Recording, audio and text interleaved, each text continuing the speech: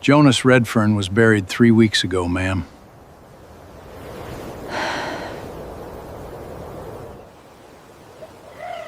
Papa said a lady was coming. We waited every day.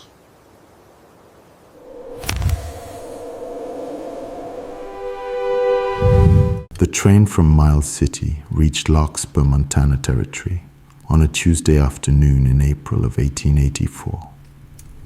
And Clara Ashby stepped down onto the platform with one trunk, $4, and a letter whose folds had gone soft as cloth from so many readings. She was 32 years old, and she stood very straight on the boards. The way a person stands, when standing straight, is the only thing left that they can decide for themselves. She looked down the platform one way, and then the other, and there was no one. A cattle buyer arguing freight, a boy with a barrow, a wind off the mountains, smelling of snow that hadn't finished melting. But no rancher with his hat in his hands, looking for the woman from the letters. She waited the better part of an hour, because a train can be met late for 100 honest reasons. And she had come 1,500 miles on the strength of a man's handwriting, and she was not going to let one empty platform undo all that. It was the station agent who finally came out to her, an older man who took his hat off first, which she would remember afterward, because men take their hats off before certain kinds of sentences. He said, "You'd be the lady come for Jonas Redfern." She said that she was. And the agent looked at the boards of his own platform. And then he made himself look at her, and he said, "Jonas Redfern was buried 3 weeks ago, ma'am. There is a small back room in every depot in the West where bad news gets told." And Clara sat in Larkspurs with a cup of coffee she never touched, while the agent gave her the whole of it, plainly, because plainness was the only kindness he had to offer. A loaded wagon on the river road in the March thaw, a soft shoulder that gave way. Jonas Redfern had been gone before anyone reached him, and the county had buried him on a Thursday, and the ranch on Redfern Creek now amounted to a banknote coming due in the fall. A few hundred head scattered in the hills, and 2 children, a boy of 10 and a girl of 6. Their mother had died of a fever 2 winters past. Now their father was gone, and the neighbors had been taking turns minding them, while the county wrote letters about what ought to be done. Clara heard all of it with her hands folded on the table. $4 would not buy a ticket back to St. Louis. There was no one in St. Louis to wire, even if she'd had the fare, and no situation waiting behind her. She had given up her room and her place at the dry goods counter to come. She took out Jonas's last letter, because it was the only thing in the territory that knew her name. And again she went over the line she had been carrying like a lamp for 6 weeks. "The children will be at the gate," he had written. "They ask about you every day at supper." I want to pause the story here, only for a moment, to tell you that none of this was strange for its time. I have spent time with the emigration records and the marriage notices that survive from those years in the collections at Helena. And the plain fact is that in 1884, the West was full of letters like Jonas Redfern's. The Northern Pacific had driven its last spike only the autumn before, and suddenly a woman could ride from St. Louis to Montana in days instead of months. And papers like the Matrimonial News ran column after column of ranchers seeking wives and widows seeking honest situations. 2 careful strangers deciding something enormous on paper and penmanship. What the columns never printed was what happened when the letter writer died, between the last page and the station. There was no column for that. there was only a woman on a platform, deciding what to do next. It was a neighboring rancher, Orrin Vance, who carried her out to Redfern Creek. A man of 50-some with a good wagon and a measuring way of looking at things. He had been storing Jonas's effects in his own barn, and his wife had been riding over to mind the children. He did not trouble Clara with questions. He talked a little, in the way of a man filling silence out of courtesy, about the road and the late thaw, and the price of cattle. And Clara watched the country open up around her, the creek bottoms greening first, the benchland rolling away to mountains that still wore winter on their shoulders. And she understood, looking at it, why a man would ride 1,500 miles to try to keep a place like this alive. Vance said only one thing she kept. He said, "Jonas used to read your letters to those children at the supper table. I'd want you to know that before you get there." The gate of the Redfern ranch was a plain pole gate on cedar posts, and the two children were standing at it when the wagon came over the rise. Not playing near it, standing at it, the way you stand at a place you have assigned yourself. The boy, Toby, was 10, bareheaded, still as a fence post, with his father's way of watching things come toward him. The girl, Willa, was 6, in a faded gingham dress with her hair braided badly, because her 10-year-old brother had done his best with it for 3 weeks. What I want you to notice, before anything else happens, is that nobody had told those children the day the lady was coming, because nobody had known. They had simply come out to the gate every afternoon since their father died, because it was the last thing he had promised them, and they were not willing to be somewhere else if the promise came true. The wagon stopped. Clara climbed down, and Willa looked up at her with the steady, unblinking gravity that 6-year-olds reserve for the most important questions, and said, "Papa said a lady was coming. We waited every day." Clara knelt down in the road, because some sentences cannot be answered standing up, and said, "Then I'm glad I came." It was not a plan. It was only the truth arriving ahead of her. The house was a good 4-room frame house with a stone chimney, and Jonas Redfern was everywhere in it. In the new shingles on the north slope of the roof, in the porch swing that hung from one chain, finished on one end and raw on the other, because he had been building it in the evenings for a wife he had never met. In the second chair, drawn up to the desk where he had written his letters, Vance's wife had kept the children fed and the kitchen decent. But a house minded by turns is not a house kept, and Clara saw the difference everywhere she looked. That evening she cooked supper, because there was food and someone had to, and after the dishes she sat the children down and was honest with them. She had decided, on the ride out, that circumstance had already lied to them enough, and she would not add to it. She told them she had no money and no marriage, and no right to anything under their roof, and that in the morning, Mr. Vance would carry her back to town, and that she was sorry, more than she knew how to say, that she had come too late. Toby said nothing. He looked at the table the way his father used to look at a ledger. Willa looked from one adult face in the room to the other, and there was only the one, and she didn't say anything either. And Clara went to bed in the spare room, believing the matter was settled, which shows only that she did not yet know the boy. In the morning the wagon stood ready in the yard, and her trunk was on it, and Clara came out in her traveling dress to find Toby already there. He did not argue. He did not make a speech. He was not a boy with speeches in him.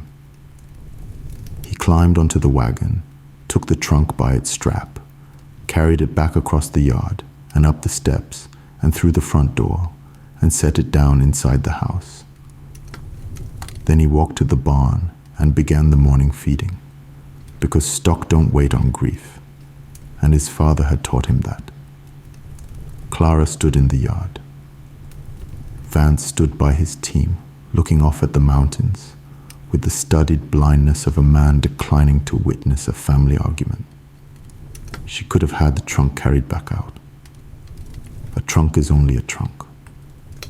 Instead, she heard herself say, "A few days then, just until the county settles things."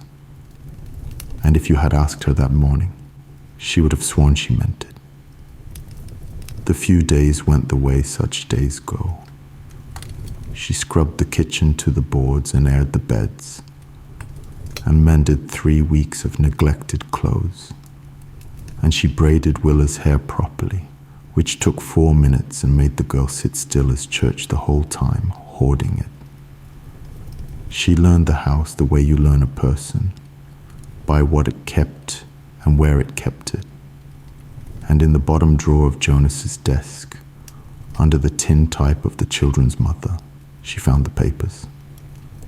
A note against the ranch, $300, held by the stockman's bank in town, due the 1st of October. Sums owed at the feed store and the mercantile, small and orderly. A man paying down on his debt a season at a time. Jonas Redfern had not been failing. He had been building carefully, a year ahead of his money, like half the territory, and everything he was building toward had been in that wagon on the river road.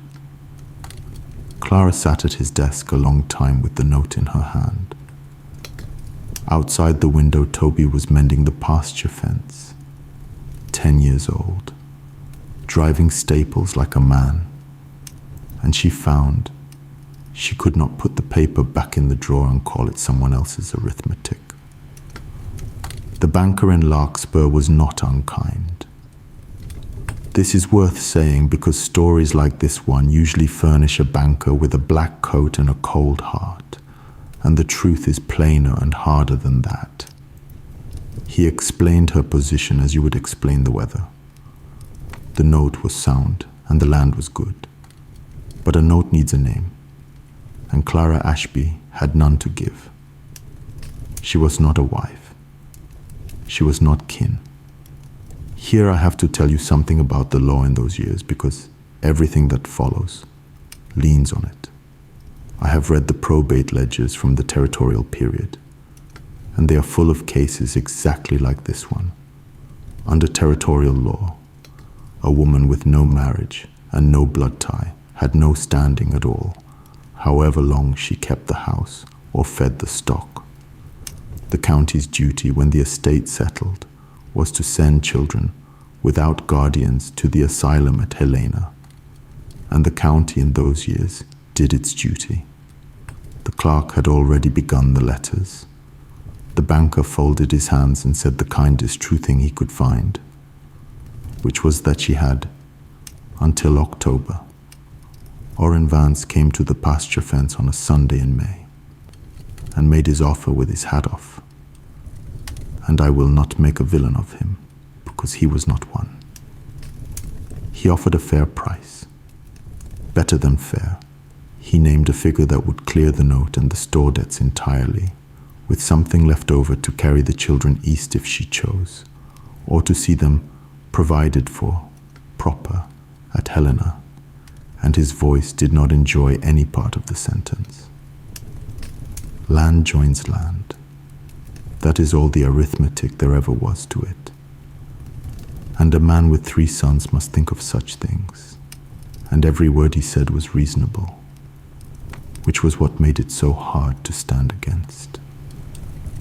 Clara listened to all of it with her hand resting on the top rail of Jonas Redfern's fence.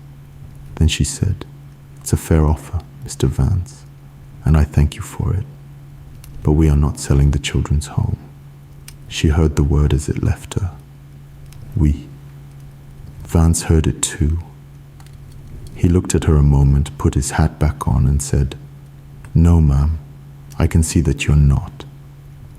And it seemed to her, watching him walk back to his horse, that something in the set of his shoulders was not disappointment at all, but a thing much closer to relief.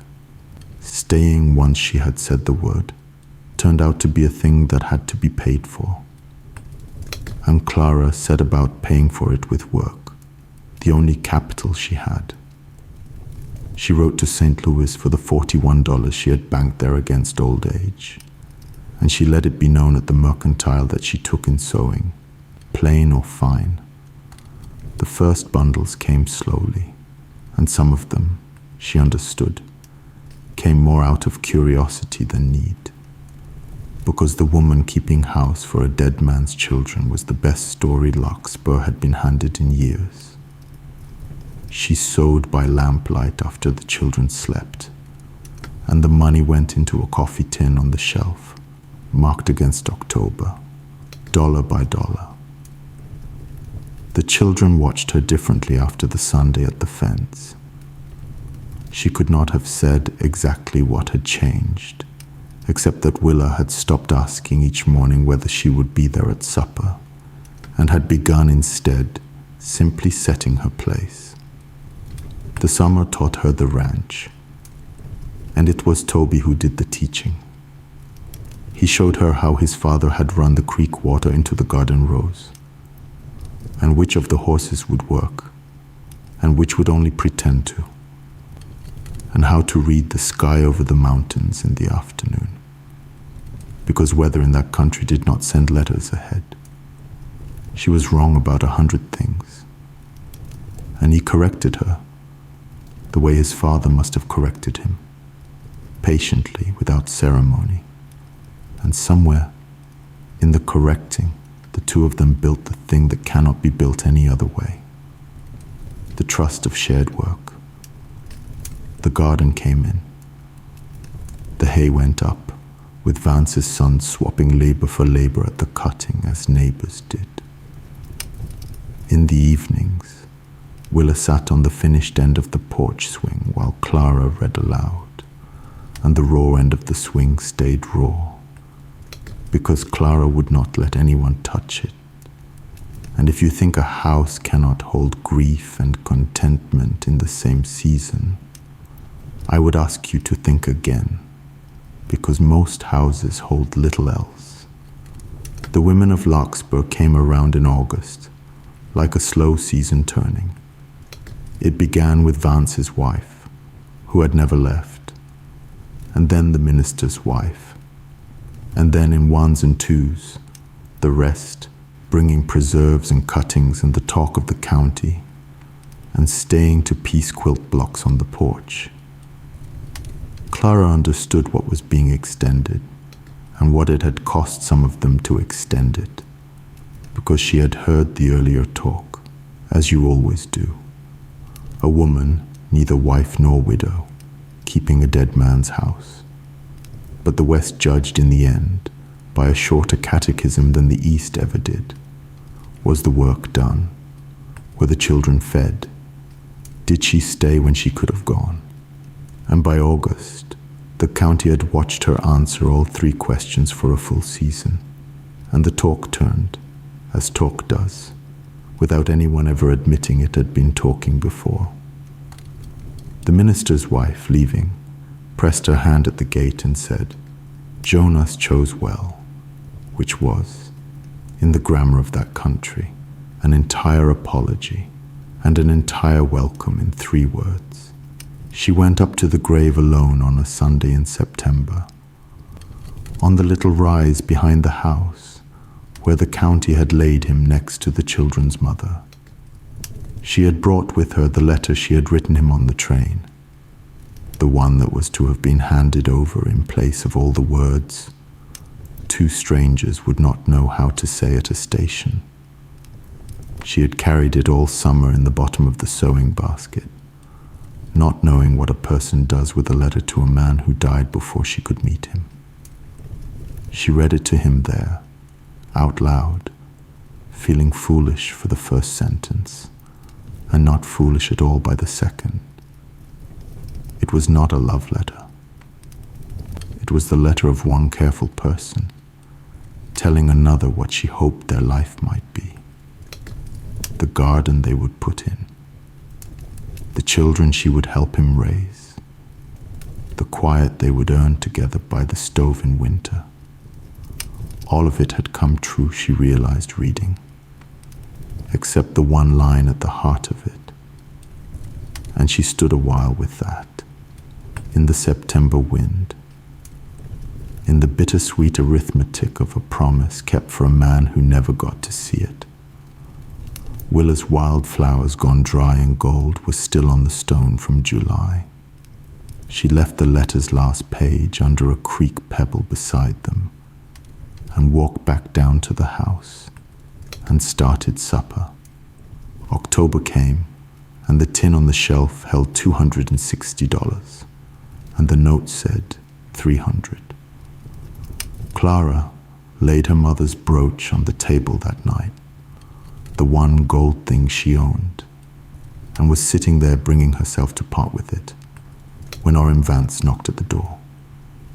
He had come, he said, on a matter of business, and he laid it out standing, hat in his hands, plainly embarrassed to be doing a good thing and determined to disguise it as arithmetic. He wished to buy the far pasture, the 40 acres above the bench that Jonas had never fenced, at the price such land brought in the valley, which happened, he said, looking at the wall, to come to $40. The far pasture joined his own range. It was, on its face, a reasonable purchase, and both of them stood there, pretending not to know that he could have had the whole ranch for the asking in the spring. Clara pushed the brooch across the table anyway, because pride has its own bookkeeping, and Vance looked at it and did not pick it up. He said, "Put that away, Ma'am. A man doesn't need the whole valley. He needs neighbors." And he signed the paper and counted out the money and wished her good night. And that was all of it, except that it was everything. The dream came for Willa in the first hard cold of November, as it had been coming, off and on, since March. And Clara heard the small cry through the wall and was there before she was awake herself. She sat on the edge of the bed and gathered the girl in, hot-faced and fighting the quilts, and did the only thing that has ever worked. Be one warm, certain thing in the dark and say, "I'm here, I'm here." Willa quieted by degrees, and on the far edge of sleep, in the small blurred voice of a child going under, she said, "Stay, Mama." Clara went entirely still. She told herself, at once, all the sensible things. Half asleep, doesn't know what she said. Means her own mother, whom she can hardly remember. But then Willa's eyes opened all the way, and the girl looked up at her, awake now, and knowing it now, and having heard herself. And she did not take it back. She said it again, slowly, the way you set a stone where you mean it to stay. "Stay, Mama." And Clara Ashby, who had crossed 1,500 miles to marry a man she never met, and had stayed to keep a promise he never got to make her, put her cheek down against the braided hair and said, "I'm not going anywhere at all." Toby never said the word. I want to be honest with you about that, because he was 10 going on 11, and he had buried 2 parents, and words had long ago proven to him what they were worth. What he did instead, on a Saturday in November, was come and stand in the kitchen doorway until she noticed him, and then walk her out through the cold to the barn, to the workbench at the back, where his father's toolbox sat, oiled and squared and untouched since March. because he had let no one touch it. He opened the lid.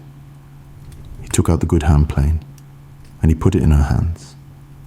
And he said, looking at the bench, the swing wants finishing before the snow. He'd have wanted it done right.